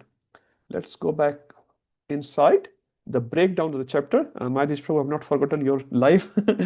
We'll come to it when we come to 1.1. So now chapter 1, you will read in every chapter has been broken down into multiple themes, and you'll read that in MIHE. So this is not something special I have done. This is all from MIHE. You can also read. You have the guide with you, the PDF which you have. So section 1, as I was saying, is the introduction section, 1.1 to 1.27. It has 3 topics being discussed. So first 13 verses are preparation of war, which we will start reading today, sometime later. Signs of victory of Pandavas, this is verse 14 to 20. And the third topic being discussed in this section is 21 to 27, Krishna as Bhakta Vatsala. So how compassionate our Lord is, how much love Lord has for his bhaktas. So that's section 1. In section 2, we will be reading 5 arguments of Arjuna. Now only 4 arguments are given in chapter 1. 5th will come in chapter 2. But for the sake of integrity, consistency, we are putting 5 arguments of Arjuna, which is given in the second section, 128 to 146. And these are the 5 arguments. If you didn't know, you can take a screenshot or something. The first argument is compassion. Don't worry about it. We're going to read every single thing. So 128 to 130, that is the argument compassion. Arjuna is saying, I will not fight. Why? Because Arjuna was compassionate, and he was. Second argument he gave to Krishna, loss of enjoyment. If I fight, I will not be able to enjoy the kingdom. True. 31 to 35. 36 to 38, fear of sinful reaction. Arjuna is scared because he's a Vaishnava. He's a Vaishnava, and Vaishnava's first characteristics is he's compassionate. He's thinking in Satogun, not in passion. Satogun, we think before we act. So all of the devotees or aspiring devotees, all of us should always think before we act. Many times we think after we have acted. After we have done the action, aisa nahi karna chahiye tha. Oh, I shouldn't have done that. So we lament afterwards. So a satoguni person, a mode of goodness person, is always thinking before doing act. And he says in Hindi, बोलने से पहले 3 बार सोचो. Before speaking anything, before uttering anything, we should think at least 3 times. Many people don't think any time, they just speak up. And later they say, oh, why should I say that? And some people don't even think even after the action. They are in called mode of ignorance. So most of us are in mode of passion. We do the action and think later. But ideally, through the Shastra, one of the ways Shastra helps us in our life, it puts us in Satogun, mode of goodness. So we should start thinking, is action is going to bring some good thing in my life or bad thing in my life, auspicious thing in my life or inauspicious thing in my life, bhakti in my life or going away from Krishna in my life. So if we think before doing every action, life will become very beautiful. Okay, destruction of family tradition. This is the 4th argument of Arjuna. And as you see, the 5th argument does not appear in 1st chapter. It comes in the 2nd chapter, which is 2.6 in decision of Arjuna. Okay, all happy with the 5 arguments of Arjuna? The 2 sections in this chapter. First is preparation of war, signs of victory. Third is Krishna and Bhakta Vatsala. And later chapter, which is Arjuna Vishad Yoga, as we discussed earlier, we'll be talking about these 4 arguments, and the 5th in the 2nd chapter, in the beginning of 2nd chapter. And okay, everyone is okay with that. Now let's come to the verse 1. This is our famous verse. Now, okay, let's read this verse. I'll set up the context of this verse first, then we'll go inside the verse and we'll start discussing. So who would like to read this verse, lead this verse, sing this verse? Shraddha Mata. Yes, Prabhu, I'll do. Hare Krishna. Dhritarashtravacha Dhritarashtravacha Dharmashetre Kurukshetre Dharmashetre Kurukshetre Samaveta Samaveta Mamaka Pandavaschaiva Mamakaha Pandavaschaiva Kimma Kurvat Sanjaya. Kimma Kurvata Sanjaya. So this is the verse spoken by Dhritarashtra, and as we discussed, this is the only verse spoken by Dhritarashtra in the whole Bhagavad Gita. So let's read Prabhupada's translation, then we'll start discussing this. Okay, someone else can read the translation quickly. Anyone? Dhritarashtra said, O Sanjaya, after my sons and the sons of Pandu assembled in the place of pilgrimage at Kurukshetra, desiring to fight, what did they do? Thank you, Prabhuji. So this is the first verse which Dhritarashtra is saying, starting from the one word dharma. Dharma. So as we know, Bhagavad Gita is a book of dharma. Now, Bhagavad Gita is not a sectarian book. Some people say it's a book of Hindus. There is no such word called Hindu is given in Bhagavad Gita. Hindu is a very modern word, relatively speaking, only came around 1,000 years ago in the dictionary. But before that, there was no such word. And as we all know, we are all Sanatan Dharma, Vedic culture, Sanatan culture. So Bhagavad Gita is a book of dharma, which teaches the ultimate dharma of the jiva. Now, dharma is also of multiple types. So now here, what the word throughout the Bhagavad Gita, you'll see there are multiple uses of dharma. So 1.1 has the word dharma. Another instance in Bhagavad Gita, who can say? Everyone knows that words, which has the word dharma after chapter 1. Quickly, everyone knows that. Sarva dharman parityajya No, you have mamekam. gone too far, Ayush Prabhu. You're too advanced. Go slow. Second usage of word dharma in Bhagavad Gita. Everyone knows by the mercy of B.R. Chopra. Yada yada hi. Thank you. When I say B.R. Chopra, everyone remembers now. Yada yada hi dharmasya glane bhavati bharata. Okay, before that, 2.7 also. Prachami tvam dharma sammuda cheta. So everywhere in Bhagavad Gita, the word dharma is used. Based on the context, the meaning differs actually. Meaning differs. So sometimes talking about bodily dharma, sometimes talking about the ultimate dharma. So everyone knows probably this one. So everyone has two dharmas. So one is swadharma, which is, you can say, the bodily dharma. You're male, female, you're Indian, Australian, you're a student, you're a husband, wife, whatever. That's just the bodily dharma, and we all have a bodily dharma. We should perform your bodily dharma. And as a jiva, all of us as a jiva has an ultimate dharma, which is called Bhagavad Dharma, Paro Dharma. All of us has Paro Dharma. So what Ayush Prabhu just recommended is about Paro Dharma, Sarva Dharmanu Parityaja Mamekam Sharanam Vraja. Because we're talking about you should take shelter of that ultimate dharma. But when you're talking about 4.7, Dharma Sansthapanarthaya Sambhavami Yuge Yuge, so you can say it's a contradiction, right? In 4th chapter, Krishna says, I come to establish dharma. And in 18th chapter, Krishna is saying, Sarv dharmanu parityaja. Isn't it a contradiction? You come to establish dharma, that's what you said first. And now you are saying, quit that dharma. No, he's talking two different levels of dharma. So what dharma word is used in 4th chapter is different than the word used dharma in 18th chapter. So now what dharma word here we are using is talking about the context to the 18th chapter. Now let's wrap up the whole Bhagavad Gita in 2 verses. Our acharyas have done it very beautifully. The first verse of Bhagavad Gita starts from one word. What is that one word? Dharma. Right? Dharma. So this book is a book of dharma. And we'll read different definitions of dharma in different chapters. And as you go deeper in Bhagavad Gita, the definition of dharma also goes deeper. But first thing is, this is the book of dharma. As we are saying, this is the book of yoga, this book of dharma. This book teaches us dharma. This book teaches us their dharma. This book also teaches us our Sanatan dharma, ultimate dharma, Bhagavad dharma. So Dhritarashtra in one sense is talking about what is dharma, isn't it? Dharma. So our Acharya says the answer is given. I'll come back to this verse. I'm not going anywhere. I'm just in the first word of this verse 1. Go to verse 18. Chapter 18, verse 78. Who knows this verse by heart? I know Shraddha Mata knows. She has crammed all these verses through Bhakti Sastri. Anyone else? Okay. Mataji. Is it like where there is Krishna and Arjuna, there will always be victory? Yes, thank you, Prabhuji. Very nice. Would you like to lead this verse, Salan Prabhu, if you know this? Sure, Prabhu. You have to Yatra sing, Prabhu. Yogeshwara Krishna. Yatra Yogeshwara Krishna. Yatra Partho Dhanurdhara. Yatra Partho Dhanurdharaha. Tatra Sri Vijayo Bhutir. Tatra Shri Vijayo Bhutir.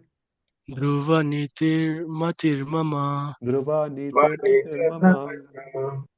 Thank you, Prabhuji. Very nice. So, the first verse of Bhagavad Gita, which is 1.1, what is the dharma? Dharma is yatra yogeshwara Krishna. Wherever Krishna. In Bhagavatam, we see 6.3.19. Dharmam tu sakshat bhagavad pranitam. What is dharma? Simple definition Yamraj gives to his Yamdutas. Whatever Krishna says, that's dharma. So this book is a book of dharma, yes or no? Krishna is saying it. Dharmam tu sakshat bhagavad pranitam. Krishna makes a dharma. You and me can't make dharma. Krishna makes a dharma. So this book is of dharma because this book is teaching us dharma at different levels. What is dharma? You say, what is dharma? Where Krishna is there, that's dharma. Khatam. Now, go to the expansion of the first one. It says, dharma kshetre kurukshetre. Actually, another relationship is also there. In this particular verse, Dhritarashtra is asking, Mamakaha Pandavaschaiva Kim Akaro Sanjaya. So basically, what's the intention of Dhritarashtra asking this question?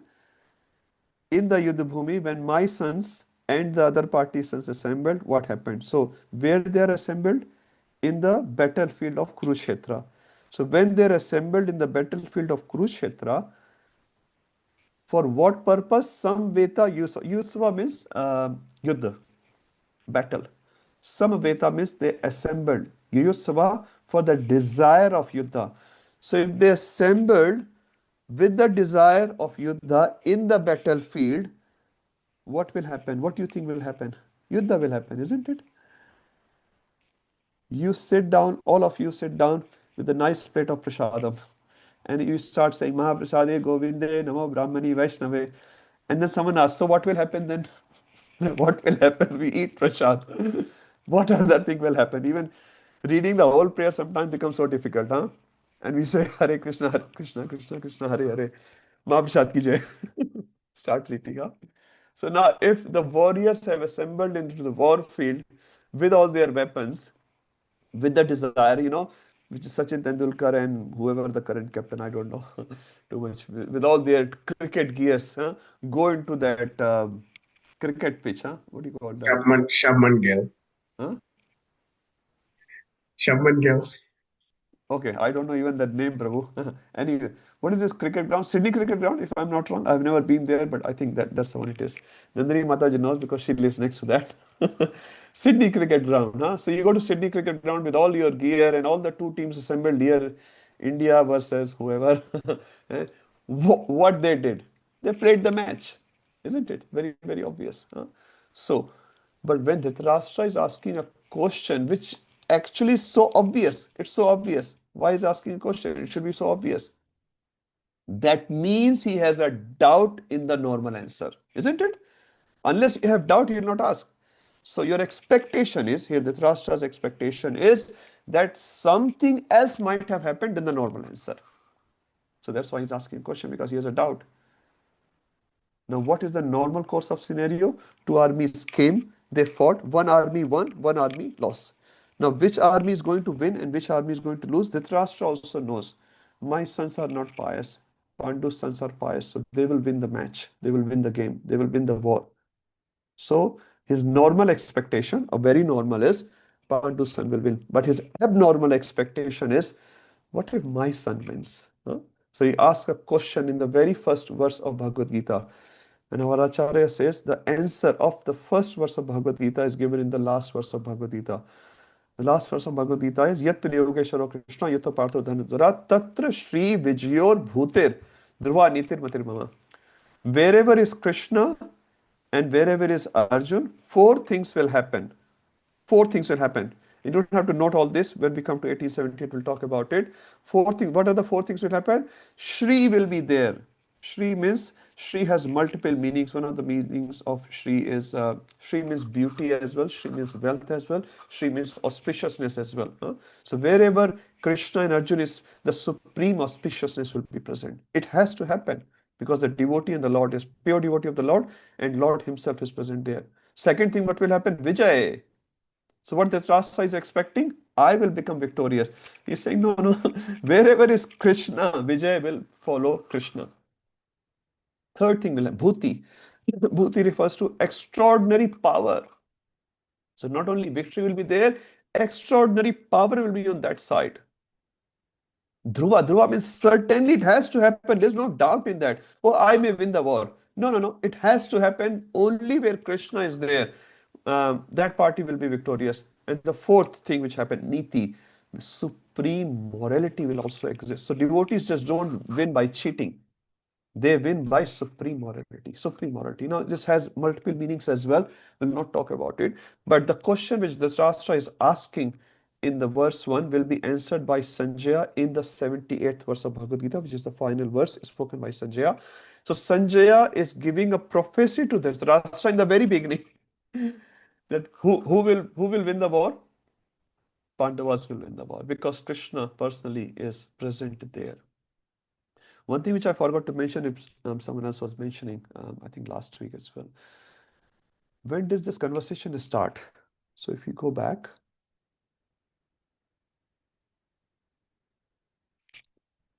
here, okay. So when did this conversation start? So this conversation started not before the battle started. So Arjun and Krishna has spoken before the battle. 1 second, I've lost my mouse. Okay, yeah, okay, that's fine. So Krishna and Arjun has spoken the whole conversation obviously before the war, but war started. 10 days of war has passed, and 10th day, Bhishma fell down by Arjun's arrow. Now, Dhritarashtra, although had the facility to listen from Sanjaya from day one, because the vision was given before the war, he had the facility, but he did not bother to listen. Why he did not bother? He was very overconfident. I have Bhishma, I have Drona, I have Kripacharya, huh? I have so many Ashwatthama, huh? I have so many big warriors. How can I be defeated? But when the news came on the 10th day, that Bhishma fell down, and Dhritarashtra's head was reeling. What? Bhishma fell down? Who can defeat Bhishma? And then he called Sanjay immediately. He called on WhatsApp, video call. Come fast. So Sanjay ran towards the palace of Dhritarashtra, and Dhritarashtra says, come and sit here. And then tell me from the very beginning what happened. So see in the very first verse, the last line, Kim akurvat Sanjay. Akurvat, if you know Sanskrit little bit, is in the past tense. Past tense, what has already passed. So if the battle has not started as yet, he will ask, Kim kurvat Sanjaya. What are they doing? What are they going to do? But he's asking, Kim akurvat. What they had done, please explain me from the very beginning. So although the conversation between Arjun and Krishna has already happened 9 days before, but Dhritarashtra is having a relay of that conversation through Sanjaya. So this Bhagavad Gita is spoken from technical perspective. War lasted for 18 days. On the 10th day of the war in Hastinapur, from Sanjaya to Dhritarashtra. And in the 10th day also, when Sanjay is speaking, verse 78. So this started on the 10th day, finished on 10th day. So on the 10th day, when Bhishma fell down,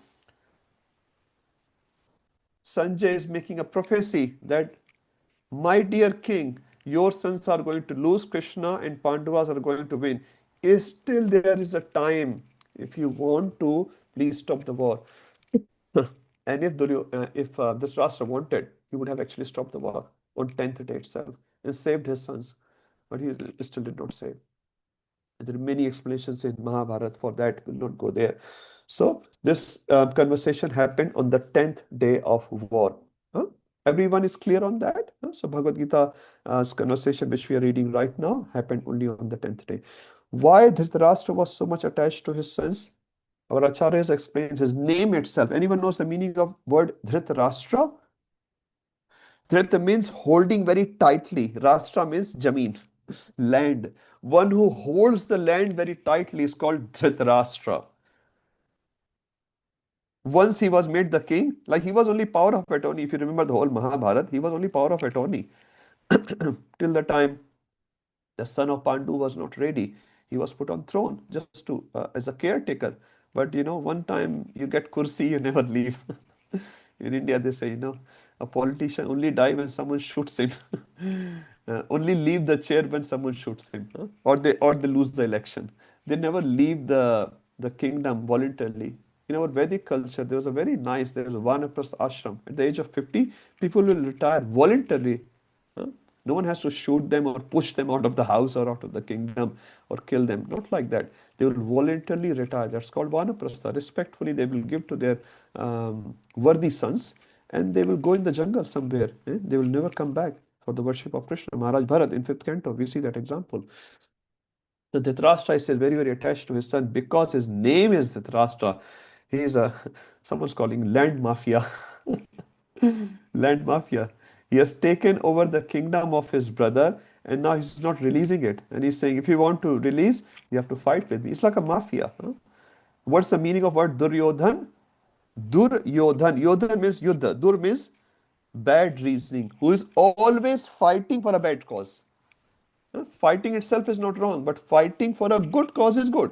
But fighting for a bad cause is bad. So Duryodhan is the one who is fighting for the bad cause. That's why his name is Duryodhan. Duryodhan was said so much egoistic. He will not like anything above his head, including an umbrella. If on an extremely sunny day, if some of his servant carrying an umbrella on his head, he said, "No, take it out. I cannot see anyone above me." That was Duryodhan. So if any one of you is having some sort of that feeling, which in Hindi is called envy or matsarta, it's very bad. A devotee is always happy in the progress of others. And if you are becoming unhappy, that's a sign of actually mini Duryodhan. And we should never let this mentality grow in our life. And there are many ways, obviously, to remove this mentality of envy. We should glorify devotees. We should serve those devotees. And by serving them, by glorifying them genuinely, your envy will go. Because once envy starts coming into your heart, it will just kill you. It will just kill you. So Dhritarashtra had a lot of envy, and that's why he's distinguishing between his sons and the sons of Pandu. In Vedic culture, the brother sons are considered is their own sons. In many of you would have lived in a joint family, and our chacha chachi was like our parents. They had full right on us to correct us, to guide us. They will act like a father or mother. So in this family 5,000 years ago, Yudhishthir had so much respect for Dhritarashtra. Even after war, he kept Dhritarashtra in the palace like his own father. Same treatment he did for Gandhari as well. But Dhritarashtra does not have that feeling. He is saying, Mamakaha. Mamakaha means mere, mine, and Pandavashaiva, and Panduputra. So he's sort of distinguishing between, in 1C, 1C when I say is the third line of the verse, we can call it 4 lines, 1A, 1B, 1C, 1D. So in 1C, Dhritarashtra's mentality is coming out. Mamakaha, mera, mine, and dusre ka. So if we have the mentality of aham mameti, ye mera hai, wo dusre ka hai, this is mine, and that thing is others, that's not a very high mentality. A devotee considers vasudhaiva kutumbakam. Whole vasudha is like a kutumba, like my own family. So Dhritarashtra's mentality is there. Ayush Prabhu, you have a quick question, or I should take it later? You can take it later, bro. You can finish. Okay, yeah. So let's finish the verse and I'll come to you, Prabhuji. If you go to 1A, line 1, Dharma Kshetre Kurukshetre. What does this line mean? So Dharma Kshetre. Dharma Kshetra is saying Kshetra of Dharma. So Kshetra refers to, you can say also refers to field, a khet, sometimes we have rice ka khet, gehu ke khet, rice ka khet, wheat kshetra, rice kshetra. So whatever rice kshetra or gehu kshetra we are saying, wheat kshetra, rice kshetra, that means in that kshetra what will grow? Rice will grow, isn't it? Or wheat will grow, or spinach will grow, whatever it is. When we call dharma kshetra, what will grow there in that area? Dharma will grow. So anything adharma will be kicked out. So dharma kshetra here refers to that field is so spacious, only dharma will flourish there. And who's dharmic? Obviously Pandavas are dharmic. And Duryodhan and the whole party is all adharmic. So they will be wiped out. It's very clear in the very first word of Bhagavad Gita, Dharma Kshetre. So the whole Bhagavad Gita actually you can see through in the very first word, Dharma Kshetre. What does Kurukshetra mean? Kurukshetra also has multiple meanings. So Kuru refers to a simple meaning of this is the Kshetra of Kuru. So Kuru is the dynasty. If you remember in the previous class or the previous to previous class, I had the whole dynasty chart and the topmost was Kuru. So Kuru was a king, and that's why from that name, this Kshetra named as Kurukshetra, because he won this Kshetra, he owned this Kshetra, and he performed many sacrifices in this Kshetra.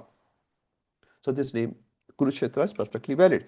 And from his name come Kaurava. Actually, all Pandavas are also Kauravas because the same dynasty. But just to distinguish, we call Duryodhan and party as Kauravas and Pandav and party as Pandavas. But actually, Pandavas are also Kauravas because their forefather is Kuru. Kuru Maharaj was the forefather. What are other meaning? Dharma Kshetra, Kurukshetra. Kuru Maharaj has done so much dharma, piety. He has performed so many yajnas, so much charity he has given that kshetra. So that kshetra has become Dharma Kshetra. If you perform some nice things on some place, things become very pious. It says our temple, our Gopinath temple currently was a crematorium ground earlier. But after coming of Gopinath, obviously here, this has become such an auspicious place. Earlier it was so inauspicious place. So it says whenever devotees are there, when devotional songs are there, when kathas are there, holy name is there, kirtan is there, prasadam distribution, that kshetra become very, very auspicious. So Kurukshetra, Dharma Kshetra. Another meaning of Dharma Kshetra is this is mentioned in Vedas actually. The word Kurukshetra is mentioned in Vedas. This is considered as Devabhumi. Devatas come here to purify them. In Vedas is written Dharmakshetra, Kurukshetra. So Kurukshetra is such a place where denizens of heavens come down to earthly planets in Kurukshetra to purify themselves to take bath. Another meaning, Parashuram actually, after killing on the Kshatriyas, arrived there and thinking, I have done so much, sinful activities. He's Lord, he's not done sinful activities, but he's thinking like that. I should perform some tapasya. So Parashuram performed tapasya there. He's an incarnation of Lord. In Dasha-avatar, Parashuramji is there. So he has performed tapasya. So imagine how auspicious that place will be. Even today, I think there is some lake. Nandri Mata, what's the lake name? Brahm Sarovar. Brahma Sarovar, thank you, mother. So that Brahma Sarovar is there, made by Sri Parashuramji. So that is there. So by taking bath, by sprinkling some water of that Brahma Sarovar, we get purified. There's so much has happened. So the bhumi which has been chosen, the land which has been chosen to do the war, is also signifying the result of the war. So war has not started as yet, but just by reading the glories of bhumi, reading the glories of that kshetra, you can consider that this bhumi is so glorious. Another meaning comes which in Bhagavatam actually of Kurukshetra. Kurukshetra is a place where, as I said, demigods come and all the humans also come at the time of solar eclipse. Everyone knows Krishna came to Kurukshetra after 100 years actually. After 100 years he came with all the Dwarkavasis. Brajvasis also came. And that's one story of Jagannath Rath Yatra as well. When gopis came, they took the horses out and they started taking the chariot of Krishna instead of Dwarka, obviously towards Vrindavan. And they say, Krishna, please come to Vrindavan. Vrindavana Govardhana Jamuna Pulinavana. In Chaitanya Charitamrita, we read such a beautiful poetry on it. Vrindavana Govardhana Jamuna Pulinavana. I don't see Krishna, you there. And they didn't like Krishna in the form of a royal dress. They wanted to see Krishna in a Gopa form. So they're carrying Krishna, and Krishna became in so much ecstasy. His eyes widened, and his hands and limbs got pulled back into his body, and that's the form of Jagannath. That's why Jagannath ji is known as Radha Virah Vidur form. He's in the separation of Srimati Radharani, Jagannath ji. So that is also the significance of Kurukshetra. Kurukshetra is such a pious land. So imagine if a party which is dharmic, religious, and a party which is adharmic is fighting there, who will win the war? Even you can make a prophecy. Party which is dharma. Dharma Kshetra. Dharma is going to expand through this war. So all the adharma, all the duryodhan, all the beats, all the pap, all the sins will be wiped out, and only dharma will prevail there. Okay, I'll read again. So Dharma Kshetra, Kurukshetra. So I tried to discuss multiple meanings of this word here. Why they're called Dharma Kshetra, Kurukshetra. Samveta Yusa. Yusva refers to Yuddha. Samveta assembled with the desire to fight. Third line is representing the internal mentality of Dhritarashtra, which is very attachment mentality. He loves his sons. He doesn't like the other party, and he is distinguishing between two. Although they are also like his own sons, the sons treat him like a father, but the father here, Dhritarashtra, not treating them, Pandavas, like their own son. And the last line, which is 1D, fourth line, Kim Akuro Sanjaya, represents clearly the incidents have already happened, and Dhritarashtra is asking them to replay for me, for Dhritarashtra, and Sanjaya is going to start that conversation soon. Okay, any confusion in the context of this particular verse or the verse itself? Okay, everyone is good? Ayush Prabhu. Yes, Prabhu, just about the Vanaprasth which you had mentioned. Is it necessarily that you have to be age 50 to take Vanaprasth? Because some kings, at least in Vedic times, used to live for many hundreds of years and they used to rule for a long time. So was it like 50 years in half of your life, then you take Vanaprasth, or age 50? Yeah. So they both are good answers, Prabhuji. So in Kali Yuga, Prabhuji is considered our age is maximum 100 years. And going back to Dwapar Yuga, the ages used to be 1,000 years. It says when Bhishma Pitama is fighting this war, he is 400 years old. And Shishupal mentions his age actually when he's abusing Krishna in Rajasuya. Anyway, before that, if you go Treta Yuga, the ages used to be 10,000 years. And before that, in Satyuga, people used to live for 100,000 years. You would have heard Aish Prabhu, someone doing tapasya for 60,000 years, 80,000 years. You'll say, how come? We don't even live that long. No, they used to live. So 1 lakh, 100,000 years was the age. So as you correctly answered yourself, Prabhuji, it was roughly half of the age. But again, in Vedic culture, they did not even wait for it. So Dhruv Maharaj did ruling for 36,000 years. And then he retired. Lord Ram did for 12,000 years and then he retired. So the point here is not to get to the retirement age and then retire. As soon as the worthy successor was ready, kings used to retire because their life goal was not to just to rule. Our life is quite different. We don't even have a kingdom. We still feel I'm the king. We have a big mortgage, a CV or Westpac. We think I'm the owner of this 2-bedroom apartment or 1-bedroom studio apartment. We feel quite proud. But those times the mentalities were quite different. The Rajas used to be Raj Rishi. In 4.1, we'll read about it. In 4th chapter, Krishna will explain to Arjuna. Imam Raja Shayo Viduhu. Raja Shayo means Raj Rishi. All the Rajas were like rishis. Or the rishis were rajas. The rishis, saintly people will become the king. Today are they all choras there. Sorry, I'm not saying. Bhagavatam is saying the thief will become king. Shudras will become king. And that's true. That is so true. This is in Bhagavatam, 12th canto. The characteristics of Kali Yuga is given there. So suitable age was there, but roughly speaking, in today's time, especially in Kali Yuga, we are talking, it is 50.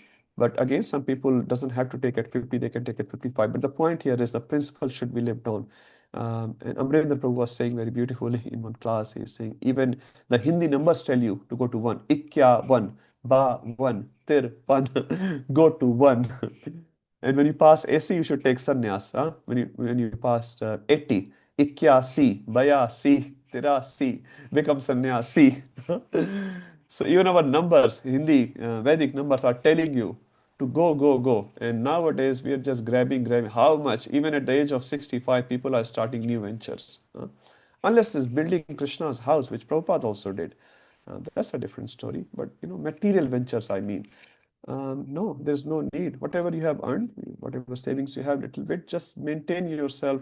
You can still maintain your wife during that 25 years, and after that, you respectfully give your wife under the care of your children, and then you take full sannyas. That's the Vedic culture. Now, how much we can follow these days, we don't know, but the principle at least should be there in the forehead, and try your best, whatever best possible in your situation. If you have to earn money to survive, yes, you earn. But it's not like we're earning money for the sake of making some samrajya, another kingdom, another this and that. Is that okay? Yes, Prabhu. This might sound a little silly, but I just want to confirm.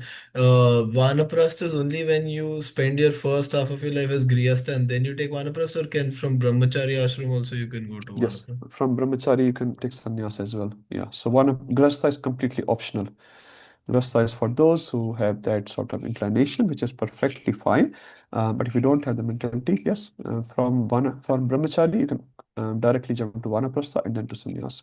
The point is in the end goal, not the current one. People just become grahastha and that's it. गृहस्था है और गृहस्था से ही मरेंगे. Manusmriti says a Brahman never dies at home. If you're a Brahman, you'll not die at home. You'll be dying in one. And one here refers to Vrindavan. And again, Vrindavan refers to Dham. So die in Dham, basically, serving Krishna, not just at home. Where is my son? Where is my daughter? Or can you invite my son-in-law and father-in-law and this-in-law and that-in-law? So whatever memories you have at the end of the life, you'll carry forward in the next life. Anyway, we'll discuss as we go through. Okay, first verse is all good? Prabhu, I have a question. Yes, Can Mata. I ask? Please. So, Prabhu, even the message of the Bhagavad Gita with time, place, and circumstances has increased. It's not changed. So, you know how in chapter 4 we study, it wasn't this big. It didn't have 700 verses initially when the message was given to Vivaswan. Yeah. Similarly, how Prabhupada preached to how preaching happens now, it's chalk and cheese. There's world of a difference because you have to look at the audience, time, place, circumstance. Again, change them. Don't change the message. Change the way the message is given. That's the essence. Yes. So back to Ayush Prabhu's question. He was saying, and sorry, your response to Ayush Prabhu's question about taking Vanaprastha at 50. Given the time, place, circumstances we are now in, how does that law also not change, or does the rule not change in today's world? Everything is delayed. Who gets married at 16 and 17? No one. Even girls get married at 27, 28, 30. Forget boys. Yes. They get married so late. They settle down so late. Everything gets late. Yes. But the death comes on time. Yeah, death comes Sorry. on time. Death comes True. on time. Yamasya karuna nasti. So kartavya hari kirtanam. So death comes on time. So Mataji, your question is right. It's valid. And what you're saying is just practical day to day. No one gets married early. No one retires early. But the point is not so much about, when do you get married and when do you take vanaprastha. The point is about living life with that principle as best as possible. If you have to earn money at the age of 55, you go and earn money because you have your kids to look after for whatever reasons. The point is, but is your mentality matching with the Vedic lifestyle or no? Mentality. Externally, how much, as you're saying, how much we are able to do, only God knows. But the point is, do we really desire to do that? One disciple of, I think Lokanath Maharaj, if I'm not wrong, he's a sannyas disciple, and he was telling very nicely, he says, the principle should definitely be lived. These are details. Sankarshan Maharaj was also saying, Prabhupada disciple, he was saying, a sannyasi can be a karmi, and a karmi can be a sannyasi. In the mean, a sannyasi's mindset is, sorry to say, earning money and followers and establishing his name, for example. He is a karmi actually. Through those things, he's looking for his establishment, which is a karmic mentality. And a karmi who's working in a factory can be a sannyasi because he is giving his karma phala to Krishna 100%. So the point is not you're a factory worker, you're a car driver or whatever. The point is the mentality. So this is what we are going to shape. When Prabhupada also came, he went through so much, but his principle was, I'm not here to change anyone. I'm just here to give message of God. And if you have a message yourself, if you're a Christian or Muslim, you have your own books, he actually encouraged them to follow their books and then become a lover of God. That's what it is. So, sansiddhim haritoshanam. Sorry, I'm just here. Sansiddhim haritoshanam. 1.2 we read in Bhagavatam. So, what is the success? What is the barometer of your success, of your life, of your duty, of you being a mother or being a father, you being a businessman? Hari is santusht or no? Sansiddhi Manitoshnam. So it's not about Vanaprastha. One time Keshav Maharaj was asked a question. Obviously, everyone knows Keshav Maharaj. There's a fan following of Keshav Maharaj in this group. He's a sannyasi, very, very young sannyasi. He was asked this question. So, Maharaj, what is the goal of life? And he just smiled. He said, everyone should become sannyasi. And he said, no, the goal of life is not to become sannyasi or a brahmachari or a grihastha. Goal of life is to become a devotee of Krishna. So that's the point. Now these varnas and ashram, which we're going to speak in 4th chapter, little more detail, are to support that goal. So if that goal is achieved in a different ashrama, that ashram is perfect. If the goal is not achieved in that ashram is not good. Does that answer your question, Mataji? Yeah. Yes, Prabhu. So you're saying that it's the mentality that counts, not actually the Yes, Mataji. But there are the ashram you are in. You could be very renounced even in Grihastha ashram. Absolutely. Out of 12 Mahajans, 7 are Grihasthas. So the majority is of Grihasthas. In Kali Yuga, actually, sannyas is prohibited. You know that. Go, Yadiyagya, Ashwamedh, they're all prohibited, including sannyas is prohibited. So, yeah, it's the mentality, which is the hardest bit. So don't just leave your dress for the sake of, showing to the whole world, and internally you're still thinking. And Krishna says in Bhagavad Gita 3.6, mithyachara sachite. That person is mithyachari. So we don't become mithyachari. We're not here to impress anyone. We are here to please Krishna. And just be a nice, simple, good devotee at the end of the day. If we are able to achieve that one bit, everything else will be achieved. Tasmin tushte jagat tushta. We don't have to please the whole world. Just try to please Krishna. And if Krishna is pleased, the whole world will automatically will certify you. And if they don't, who cares? Okay. There's a lot more can be said. Aish Prabhu, you want to? Prabhu, just a quick one. Actually, I was just about to ask, and then you automatically asked that question. Like you mentioned that sannyas is forbidden in Kali Yuga, then why do people still take sannyas? Some things are exceptionally good. You have to just say they are good. So some people are exceptionally good. And our acharyas, our parampara allows us. When you say sannyas is prohibited, not for a normal person. It has to be very abnormal, selected person who can accept this, obviously under another bona fide sannyasi, who will select them. We and you can't decide that. So yeah, very, very exceptional cases they take sannyas. Okay. Prabhu, Okay. Tridandi sannyas is prohibited, na? Not all. Sannyas ashram is prohibited. Oh, completely. Yes, Murtha. Sannyas ashram. You read Chaitanya Charitamrita. Even Chaitanya Mahaprabhu, who took sannyas, is talking about it. He's saying, although it's prohibited, but I'll take. Because he's God. He can do anything. Yes. Okay. Now, Mati, just respond to that one more point. If Tridandi is prohibited, then all the Mayavadis, Sanstha will be so pleased. All ISKCON wale come there, I'll give you sannyas, ek danda. And we make you Narayan on the day of Yajna, you become Narayan. It says, as soon as you sit in sannyas Yajna, you become Narayan. So Mataji, they'll be very pleased. No, whole sannyas ashram actually is prohibited because we are not qualified. We are not qualified to achieve that. Okay, let's stop here. Anyone else has a very quick question? It's 9:02 already. I want to stop now. Okay, if nothing else, so